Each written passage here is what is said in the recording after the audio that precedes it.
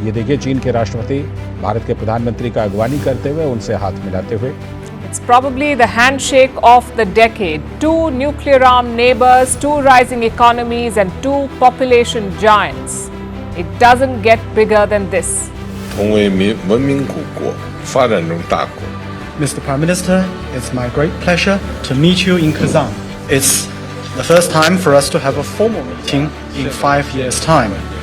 आपसे मिलकर खुशी है।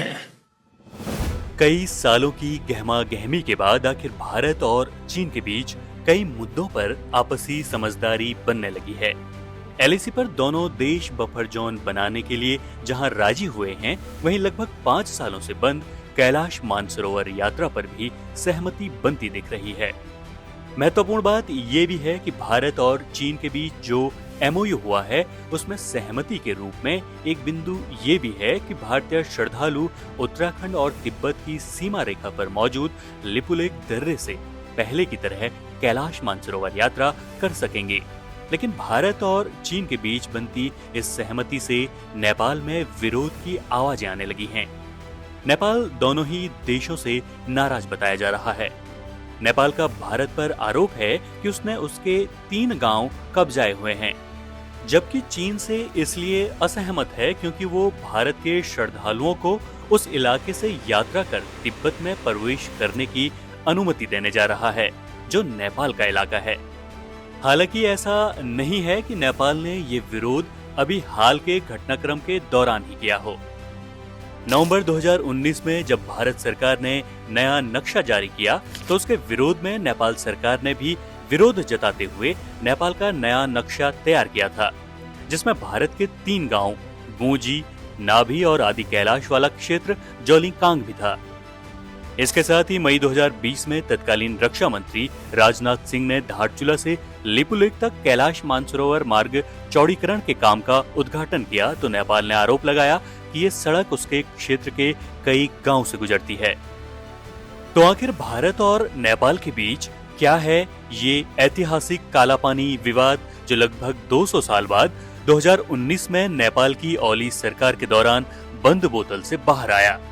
क्या है इसका ऐतिहासिक पक्ष, या सीधे शब्दों में कहें तो किसका है उत्तराखंड के सुदूर पूर्व में मौजूद 3 गांवों पर हक? भारत नेपाल के बीच कालापानी लिपुलेख लिम्पिया सीमा विवाद एक बार फिर से दोनों देशों के संबंधों पर असर डाल रहा है। नेपाल के सभी दल उस नक्शे से सहमत हैं जो 20 मई 2020 को नेपाल के सर्वे विभाग ने जारी किया और जिसमें कालापानी लिपुलेख लिम्पियाधुरा के बीच के 335 वर्ग किलोमीटर के क्षेत्र को अपना दिखाया है। नेपाल के अनुसार यह क्षेत्र भारत ने कब्जाया हुआ है और भारत के अनुसार यह क्षेत्र सिंगौली की संधि के समय से ही उसके पास है। बहरहाल नेपाल की संसद ने 10 जून 2020 को इस नए नक्शे को स्वीकृति दे दी है। लेकिन ये विवाद 2020 से शुरू नहीं हुआ। असल में इस विवाद की जड़ें जाती हैं लगभग 200 साल पहले के उस साम्राज्यवादी दौर में, जहां एक ओर हारा हुआ गोरखा साम्राज्य था तो दूसरी ओर ईस्ट इंडिया कंपनी का परचम बुलंद था। कि जब 1815 में नेपाल वॉर हुआ और नेपाल वॉर के बाद गोरखे पराजित हो गए और गोरखों ने पराजित होने के बाद एक तरीके से ये मान लिया कि काली नदी को बॉर्डर बनाया जाए। यहाँ पर ये भी बताने की बात होगी आखिर नदियों को बॉर्डर क्यों बनाया। ईस्ट इंडिया कंपनी का जो नेपाल के साथ समझौता हुआ था, जिसमें सिगौली की संधि कहा गया जिसको, उसी के दौर से नदियाँ क्यों बॉर्डर बनी हुई। उसका बड़ा ये कारण था कि किसी बॉर्डर को ठीक से परिभाषित करना बड़ा मुश्किल होता। आप अमेरिका की तरह यूनाइटेड स्टेट्स के प्रांतों की तरह नहीं बना रहे ना, अक्षांश देशांतर पर काट करके। यहाँ ये था कि अगर वैसा बॉर्डर बनाएंगे तो वो उसकी अनसर्टेनिटी बनी रहेगी। तो उन्होंने ये किया कि नदी को बना दिया जाए, तो उन्होंने सीधा काली नदी को ये बना दिया, क्योंकि जो पुराना फॉर्मर कुमाऊँ था वो काली नदी के साथ था। हालांकि चंदू का शासन नदी के काली नदी के उस पार भी था। तो काली नदी के को इधर बॉर्डर बनाया और उधर जो है एक और नदी थी सिक्किम के साथ, उसका बॉर्डर बनाया गया वहाँ नेपाल का, जहाँ पर से सिक्किम के चोग्याल के साथ उसकी टेरिटरी समाप्त होती थी। फिर ये हुआ कि गढ़वाल का बंटवारा किया उन्होंने। तो गढ़वाल का बंटवारा करने के लिए भी उन्होंने नदियों का सहारा लिया, अलकनंदा के नॉर्थ वेस्ट में और मंदाकिनी से वेस्ट में टिहरी रियासत बनाई गई। उस तरफ कोई नदी नहीं मिली तो वहाँ नदी को नहीं जोड़ा उन्होंने, ठीक। और इस तरीके से विभाजन करने का सिलसिला शुरू हुआ। विवादास्पद बनाया गया क्षेत्र भारत नेपाल चीन सीमा पर भारतीय राज्य उत्तराखंड के कुमाऊं मंडल के पिथौरागढ़ जिले की धारचूला तहसील की ब्यास पट्टी में है। इसके पूर्व में नेपाल के सुदूर पश्चिमी अंचल के दारचूला जिले का ब्यास क्षेत्र है। पहले यह क्षेत्र डोटी कहलाता था। उत्तर दिशा में तिब्बत का ताकलाकोट क्षेत्र है। काली नदी के साथ ही उसकी सहायक नदियां कोटी, यांगती और टिंकर इसी क्षेत्र में संगम बनाती हैं। भारत नेपाल के सीमा विवाद का वर्तमान संदर्भ नेपाल युद्ध के बाद 4 मार्च 1816 को संपन्न हुई सिंगौली की संधि से जुड़ा है। अधिकांश संधियों की तरह यह संधि भी बराबरी पर आधारित नहीं थी। कंपनी शासन ने विजेता की हैसियत से अपने निर्णय नेपाल पर थोपे थे। औपनिवेशिक सत्ता ने ब्यास क्षेत्र को न्यायपूर्ण तरीके से विभाजित नहीं किया। 9 धाराओं और 3 पन्नों में सिमटी इस संधि की 5वीं धारा को काली नदी और उसके उद्गम को परिभाषित किए बिना उसे नेपाल और ब्रिटिश भारत के बीच की सीमा बनाया गया। ईस्ट इंडिया कंपनी की तरफ से पेरिस बेड्राशॉ और गोरखा रियासत की ओर से गजराज मिश्र और चंद्रशेखर उपाध्याय द्वारा 2 दिसंबर 1815 को बिहार नेपाल सीमा पर स्थित सिंगौली नामक स्थान पर हस्ताक्षरित यह संधि दोनों पक्षों के परीक्षण के बाद 4 मार्च 1816 को लागू हुई। अब जब 1815 में सिंगौली की संधि हुई और 1816 में उसके फाइनल पेपर मार्च अप्रैल में बने और सिंगौली नामक स्थान जो बिहार में है नेपाल के बॉर्डर में, वहाँ दस्तखत हुए, तो उन लोगों को पता ही नहीं था कि काली नदी का पूरा कोर्स क्या है। तो काली नदी को बॉर्डर लाइन माना गया। तो इसका मतलब है ईस्ट ऑफ काली जो है नेपाल होगा और वेस्ट ऑफ काली जो है British province of British Kumaon होगा, या Kumaon of British east India company होगा। अब जब नीचे तो नदी ठीक थी, लेकिन ऊपर जहाँ पर उसमें ट्रिब्यूटरी जाती हैं तो कौन नदी को हम मेजर नदी मानेंगे, कौन को माइनर मानेंगे, ये क्लियर नहीं था। नॉर्मली ज्योग्राफी में ये होता है, जिस ट्रिब्यूटरी में लंबाई ज़्यादा हो और पानी का वॉल्यूम ज़्यादा हो उसको मेजर ट्रिब्यूटरी माना जाता है। इस लिहाज से कुट्टी बड़ी मेजर रिवर है और बड़े लंबे कैचमेंट से वो पानी लाती है। लेकिन जहाँ तक नदी काली नदी की बात है, काली नदी लिपुलेख पास से आ रही है और काला पानी में एक स्प्रिंग जो है उसमें कंट्रीब्यूट करता है और दोनों जो है वो गुंजी नामक जगह पर मिलती हैं। फिर उसके बाद और नीचे को बह के आती हैं, तो फिर उसके बाद गरबियांग आता है जहाँ टिंकर नदी उसमें मिलती है। फिर नदी और नीचे बह के आती है तो तवाघाट में आती है, जिसमें दारमा की तरफ से धौली ईस्ट आती है। फिर और नदी नीचे धारचूला के पास से और बलवाकोट से होते हुए जौलजीबी में आती है। तो जौलजीबी में उसको मिलम ग्लेशियर से आने वाली एक बड़ी मेजर नदी गोरी नदी मिलती है और फिर वह नदी नीचे आके पंचेश्वर में पहुंचती है, जहां सरयू, रामगंगा और सरयू के संगम के बाद जो सरयू बनती है वो उसमें मिलती है। फिर वह नदी अकेले बहते बहते टनकपुर आती है, फिर यहाँ वो शारदा कहलाती है। ठीक, इसी काली को नेपाल में महाकाली कहा जाता है। तो इस तरीके से रिवर सिस्टम बना। क्योंकि कोई सर्वेयर वहाँ गया ही नहीं था, तो उन्होंने ये कहा कि काली नदी जो है वो हमारा बॉर्डर होगी, और काली नदी से उनका अभिप्राय था कारी नदी। वो ज्योग्राफिकल पहचान में नहीं गए थे। और काली नदी वास्तव में लिपुलेख से शुरू होती है और छोटी है वो, और उसकी ट्रिब्यूटरी जो कुट्टी है वो बड़ी नदी है, लेकिन कुट्टी का नाम आगे को नहीं चलता है, काली का ही चलता है। इस तरह पश्चिम में काली नदी को भारत और नेपाल की सीमा माना गया, बिना ये जाने कि उस क्षेत्र का वास्तविक भूगोल क्या है। बाद में कालापानी से टनकपुर तक काली नदी भारत नेपाल की सीमा बन गई। सिंगौली की संधि के तहत अवध के तराई क्षेत्र तथा सिक्किम से जुड़े कुछ क्षेत्र नेपाल को खोने पड़े थे। बहरहाल काली नदी किसी भी और हिमालयी नदी की तरह अपने जलागम के समाजों, संस्कृतियों और आर्थिकी से जुड़ी थी। काला पानी और जो हमारा सीमाओं का प्रश्न है, इसको मुझे लगता है कि हमें पूरे इतिहास की दृष्टि से देखना चाहिए, और जो क्षेत्रीय इतिहास है बिना उसको समझे हुए हम काला पानी के इस प्रश्न को नहीं इसका उत्तर दे सकते हैं।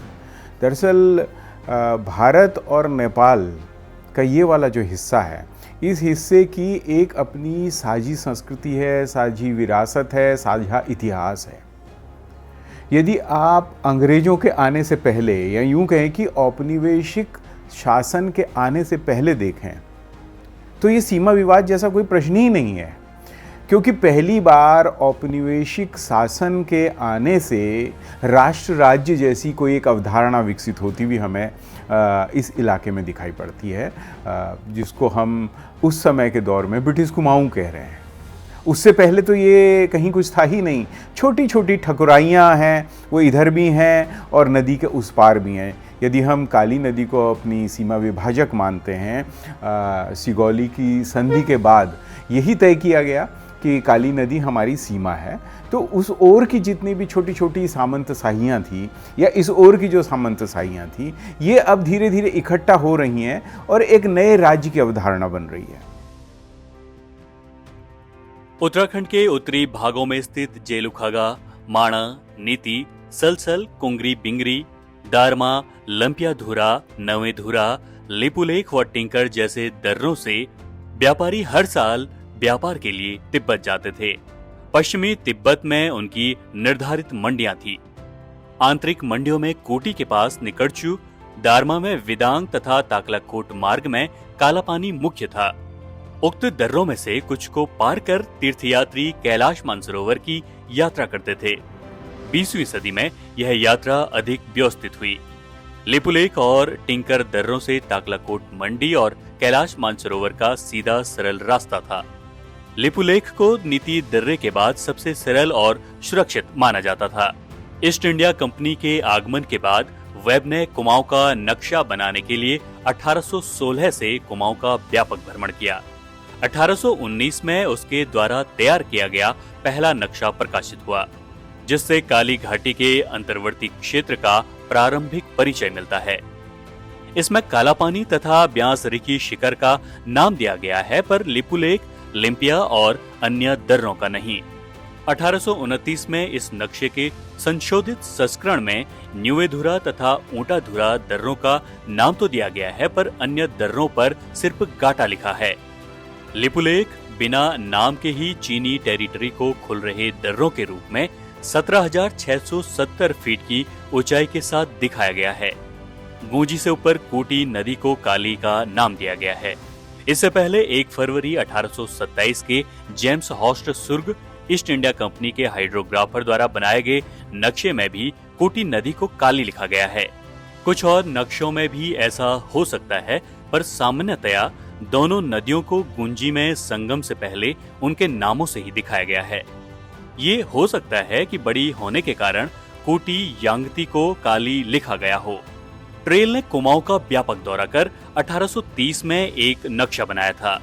प्री म्यूटिनी रिकॉर्ड्स में मौजूद इस नक्शे में कुमाऊं के दक्षिणी प्रवेश द्वार तथा उत्तरी दर्रे दिखाए गए हैं, जिनमें नेलंग, माड़ा, नीति के साथ अन्य दर्रों को जौहार, दारमा तथा ब्यास दर्रे के रूप में दिखाया गया है।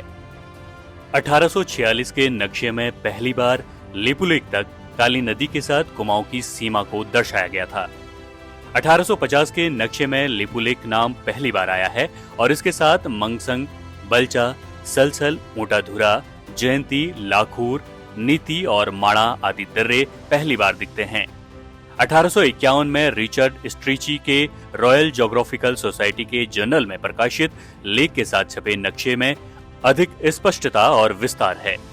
इस नक्शे में तिब्बत में उत्तराखंड से खुलने वाले दर्रे, उस क्षेत्र की सभी नदियां और जल विभाजक पहाड़ बड़ी स्पष्टता से प्रदर्शित हैं। 1879 के नक्शे में सीमा में एक बड़ा बदलाव यह था कि कालापानी से लिपुलेख के दक्षिण पूर्व की धार का टिंकर नदी के जलागम से पहले तक का हिस्सा भारतीय क्षेत्र में दिखाया गया था। इस तरह कालापानी से नीचे ही काली नदी सीमा रेखा रही। इससे ऊपर यानी कालापानी से लिपुलेख की ओर सीमा पहले टिंकर की जल विभाजक धार और फिर करनाली की जल विभाजक धार के साथ सीधे लिपुलेख तक जाती है। कालापानी के पारंपरिक स्रोत को तभी से ज्यादा प्रशासनिक और सामरिक प्रमाणिकता मिली और फिर बाद के समय में लगातार यही सीमा नक्शे में दर्शाई जाती रही। इस पर नेपाल सरकार ने विरोध जताया हो सकता है, पर यह पिछली सदियों के इतिहास के आधार पर नहीं बल्कि सिर्फ सिंगौली की संधि के आधार पर था। यह भी संभव है कि 1857 के संग्राम के समय नेपाली शासक ने कंपनी की मदद की थी, जिसके एवज में अवध ने नेपाल सीमा से लगे क्षेत्रों को नेपाल को लौटाया गया था। तब काला पानी को वापस मांगने का कोई जिक्र नहीं मिलता। 1907, 1916, 1924 तथा 1931 के नक्शों में भी 1879 की स्थिति को दिखाया गया है। आज जितने भी प्रकार के नक्शे उपलब्ध हैं, उनमें से कुछ में चाहे कूटी यांगती नदी को काली लिखा है, पर किसी भी नक्शे में कूटी यांगती को नेपाल और भारत के बीच सीमा के रूप में नहीं दिखाया गया है। अवध में जो विद्रोह हुआ 1857 का, लखनऊ में, कानपुर में जो बहुत म्यूटिनी हुई, बहुत सारे अंग्रेज मारे गए, उनकी सेना वो की गई, उस समय अंग्रेजी रूल को एक तरीके से बनाए रखने के लिए, उसकी मदद के लिए और रिबेल्स को हराने के लिए नेपाल का राजा पूरा फौज लेके अवध में आया था। अवध को रिस्टोर करने में हुआ। बड़ी मज़ेदार कहानी है कि जो अवध की रानी थी वो नेपाल में शरण लिए हुए थी और नेपाल का राजा जो है वो अंग्रेज ईस्ट इंडिया कंपनी की मदद के लिए अवध में आया था। लेकिन उस समय भी उसने कभी ये डिमांड नहीं की थी काला पानी का ये मुद्दा है और हमें ये चल जाए। उस समय ईस्ट इंडिया कंपनी ने अवध के एक बड़े इलाके को, जो नेपाल से लगती बॉर्डर था, वो इनाम के रूप में जो है नेपाल को दिया मदद के लिए। तो कभी नहीं उठा वो। उसके बाद फिर नई शताब्दी शुरू हो गई। करजन के ज़माने में तिब्बत खुल गया, 1803 में यंग हस्बैंड ने लासा पर हमला किया, तो कभी भी ये डिमांड नहीं आई। फिर देश आज़ाद हो गया। देश आज़ाद होने के बाद चाइना पर शक था एक तरीके से, तो इन्होंने भारत से सेना मांगी थी ताकि हमारे बॉर्डर पर प्रहरी का काम करें। फिर उसको वापस करने की डिमांड हुई। उसी समय कुछ टुकड़ियाँ जो हैं काला पानी में भी रहीं, तब से वो बनी रहीं। कुमाऊं के दूसरे कमिश्नर जॉर्ज विलियम ट्रेल ने 1825 के आसपास सीमांत क्षेत्र के दौरे के बाद जो रिपोर्ट बनाई उसे भोटिया महल कहा।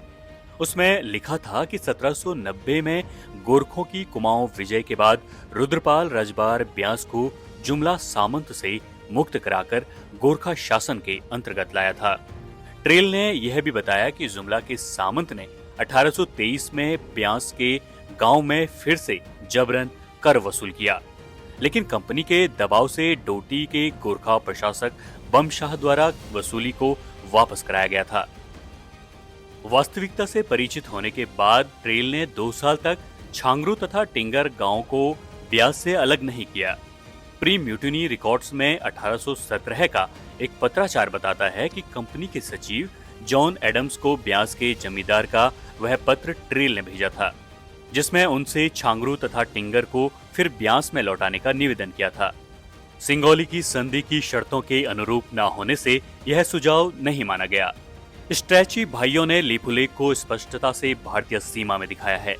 हेनरी स्ट्रैची ने 1846 में छांगरू तथा टिंकर गांव की यात्रा के बाद कहा था कि ये गांव गोरखों को देकर कंपनी सरकार की ओर से गलती हुई है। उसकी समझ थी कि छांगरू और टिंकर को कुमाऊं वाली तरफ से ब्यास में ही होना चाहिए था। ये सभी गांव मिलकर लिपुलेख दर्रे का इस्तेमाल करते हैं। 1846 में छांगरू जाने पर जब गांव के बूढ़ा जसपाल हेनरी स्ट्रैची से मिले तो उसने कहा कि यह आपके गांव का दुर्भाग्य रहा कि इसे ब्रिटिश सीमा से बाहर कर दिया गया। कंपनी के गजेटियर में, जो कंपनी के अंत के बाद 1858 में छपा था, काला पानी को काली नदी का स्रोत बताते हुए लिखा गया था कि नदी और पीछे से आ रही है। इस गजेटियर में लिपुलेख नाम नहीं मिलता है। 1864 में एडम स्मिथ, हॉगसन आदि के साथ पश्चिमी तिब्बत की यात्रा करने वाले थॉमस वेबर ने लिपुलेख को ब्यास दर्रा तथा लिम्पियाधुरा को कूटी दर्रा कहा था। 1882-86 के बीच प्रकाशित एटकिंसन के गजेटियर के भाग 2 में कहा गया है कि सिंगौली की संधि के अनुसार काली नदी सीमा बनी, जिस कारण ब्यास क्षेत्र को 2 भागों में बांटना पड़ा। 1817 में नेपाल दरबार द्वारा संधि की धारा का उल्लेख करने पर छांगरू और टिंकर गांव वहां के निवासियों की इच्छा के विपरीत नेपाल को दे दिए गए। नेपाल इससे संतुष्ट नहीं हुआ और कूटी यांगती को काली की मुख्य धारा मानते हुए नाबी व कूटी गांव की मांग करने लगा। कुमाऊं का सर्वेक्षण 1819 का नक्शा बनाने वाले कैप्टन वेब ने बताया कि काला पानी से आने वाली धारा को ही काली नदी की मुख्य धारा माना जाता है। कंपनी सरकार ने तय किया कि ये गांव कुमाऊं में ही रहेंगे। एटकिंसन ने यह भी लिखा कि काली नदी की दूसरी बड़ी शाखा कूटी यांगती का विस्तार मांगसा और लिम्पियाधुरा तक है। इस क्षेत्र में काली का सारा जलागम कुमाऊं में है। सिर्फ काला पानी स्रोत के पास से नेपाल की सीमा शुरू होती है। कूटी बेशक काली से बड़ी है, पर अब काली ही भारत और नेपाल के बीच सीमा है।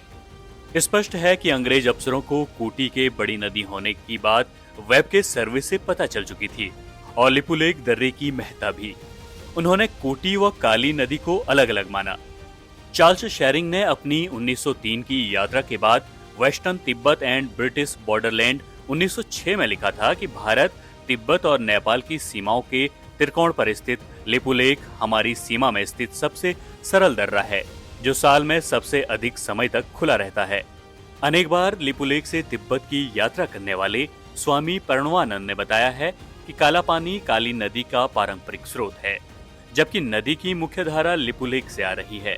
वे यह भी लिखते हैं कि काला पानी के पास गरब्याल समुदाय की जमीन है। इसी तरह कालीपार, कावा तथा टिंकर नदी की घाटी में तथा तंगतागती तथा रपला में गुंजालों, गरब्यालों तथा बुदियालों की जमीन थी। बूदी के सामने नेपाल में बूदी वालों की जमीन, पनघट, गोचर भी थे। ये बताना उचित होगा कि सिंगौली की संधि के बाद 1817 में कंपनी और सिक्किम के बीच टिटलिया की संधि हुई। इसके अनुसार मैची नदी से पूर्व और तीस्ता से पश्चिम का प्रयुक्त क्षेत्र नेपाल से वापस लेकर सिक्किम को दे दिया गया, पर सीमा विवाद चलता रहा। नेपाल और सिक्किम के बीच आंटू हिल के स्वामित्व का सवाल मैची नदी के एक स्रोत से जुड़ा था। कंपनी सरकार ने कौन सी नदी मुख्य धारा है यह तय करने के मानक बनाए कि जो नदी लंबाई, चौड़ाई, गहराई और जलागम में बड़ी होगी वही मुख्य धारा मानी जाएगी। उत्तर पूर्व से आने वाली नदी बड़ी थी और उसे मुख्य धारा मानकर आंटू हिल नेपाल को दे दिया गया। 1857 के विद्रोह के समय नेपाल के शासक जंग बहादुर ने अपनी सेना का नेतृत्व करते हुए गोरखपुर तथा लखनऊ में विद्रोह को कुचलकर सामान्य स्थिति लाने में योगदान दिया। इसके बाद जंग बहादुर ने नेपाल की गोरखपुर, अवध तथा रुहेलखंड से लगी सीमाओं की अस्पष्टता की शिकायत कंपनी से की। परिणाम स्वरूप कंपनी ने अवध की सीमा से लगे अनेक क्षेत्र नेपाल को लौटा दिए, पर जंग बहादुर ने काला पानी लिपुलेख का मामला नहीं उठाया। इसका स्पष्ट अर्थ है कि नेपाल ने भी कंपनी द्वारा निर्णीत काला पानी लिपुलेख सीमा को मान लिया था। फिर यह सवाल कभी नहीं उठा। यहीं पर एक और तथ्य बताना उचित होगा। हिमालय के अन्य सीमांत इलाकों की तरह इस सीमांत का समाज भी मामूली खेती, ऊनी कारोबार, जड़ी बूटी संचय के साथ मौसमी प्रवास तथा तिब्बत और नेपाल व्यापार से जुड़ा था। उनके पशु मालवाहक थे और ऊन के स्रोत भी। उनके परिवार गर्मी तथा जाड़ों की वसासतों और पुरुष तिब्बत और भाबर के बीच सदियों में विकसित इस पद्धति के अंतर्गत जाते थे। पशुधन, जिनमें मुख्य तौर पर भेड़, बकरी, घोड़े और याक यानी जब्बू थे, इस समाज की गतिशील संपत्ति थी। अतः इस समाज में पशुओं के चारे और चराई का चक्र साल भर के कार्यकलाप में सदियों से सुनिश्चित था। 1816 में कालीपार के छांगरू, टिंकर से लेकर धारचूला के सामने नेपाल में वर्तमान जिला दारचूला में स्थित गोकुलिया तथा धूलीगढ़ा तक के क्षेत्रों में 82 रंग समाज अपने पशुओं के साथ आते रहते थे, जहां जाड़ों के प्रवास में उनके परिवार जाते और निवास करते थे। 1980 के आसपास जब नेपाल में जमीन का बंदोबस्त हुआ तो कुमाऊं के ब्यासियों से उनकी नेपाल स्थित जमीनों व नागरिकता के बारे में पूछा गया। तब 1985 के आसपास तक वे इन गांवों और जमीनों को छोड़कर काली के कुमाऊनी क्षेत्र में खोतिला और फूलबस्ती की रंग बसासतों में आ गए। भारत की आजादी के बाद 31 जुलाई 1950 को नेपाल तथा भारत के बीच शांति तथा मैत्री संधि संपन्न हुई। इसमें काला पानी प्रसंग कहीं भी नहीं था। इस संधि के बाद 7 नवंबर 1950 को भारत के गृह मंत्री वल्लभ भाई पटेल ने प्रधानमंत्री नेहरू को तिब्बत में चीन के आगमन के बाद जन्मे खतरों की ओर बड़े विस्तार से लिखा था। सरदार पटेल ने चीन को ऐतिहासिक रूप से मूलतः विस्तारवादी बताया था। उन्होंने शंका जाहिर की थी कि चीन हमारे पड़ोसी देशों नेपाल, भूटान, बर्मा में प्रत्यक्ष या अप्रत्यक्ष घुसपैठ कर सकता है। इससे भारत के ही नहीं, भारतीय उपमहाद्वीप के देशों के हित खतरे में पड़ सकते हैं। यह शंका निराधार नहीं थी। भारत के गृह मंत्री व प्रधानमंत्री के बीच विचार विमर्श के बाद नेपाल सरकार से संवाद हुआ। तब तिब्बत में चीन कब्जा कर चुका था। इस तरह 1952 में जब राजा त्रिभुवन व राणाओं के बीच समझौते के आधार पर नेपाल की तिब्बत या चीन से लगी सीमा में भारतीय सैनिकों के 18 चेक पोस्ट स्थापित किए गए थे, तब इसका छिटपुट विरोध नेपाली प्रतिपक्ष ने किया था। चेकपोस्ट शुरू में 1 साल के लिए बनाए गए थे, लेकिन भारतीय सैनिकों को वापस बुलाने में अनावश्यक देरी की गई। 1969 में राजा महेंद्र को मनाकर तत्कालीन प्रधानमंत्री कीर्तिनिधि बिष्ट ने भारत के साथ हुआ 1952 का सैन्य समझौता समाप्त कर दिया। ये चौकियां इसके बाद समेट ली गई। इससे भारत की तत्कालीन प्रधानमंत्री इंदिरा गांधी की सरकार नाराज हो गई। इसी कारण 1969 में नेपाल के खिलाफ पहली आर्थिक नाकेबंदी की गई। 1956 के बाद उत्तराखंड के तिब्बती दर्रों पर स्पेशल प्रोटेक्शन फोर्स भेजी गई, जो 1989 तक रही। इसी बीच यहां भारत तिब्बत सीमा पुलिस आई।